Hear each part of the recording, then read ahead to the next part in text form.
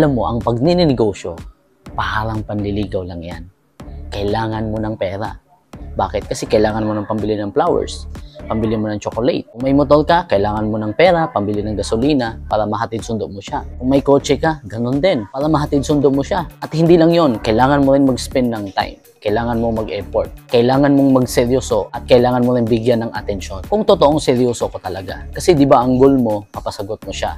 Makuha mo yung tamis niyang oo. Ganun din sa business. Kailangan mo ng pera pang kapital. Pambili mo ng package. Pambili mo ng products na pwede mong ibenta ulit. At syempre, kailangan mo rin maglaan ng time.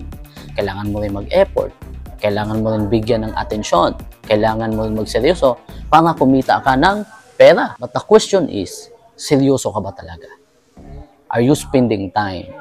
Are you make an effort? Binibigyan mo ba ng atensyon yung business mo? Kasi di ba ang goal natin sa pagbe-business, matupad natin yung mga pangarap natin sa buhay. Yung gusto nating buhay na iparanas sa pamilya natin at sa future family na gusto natin.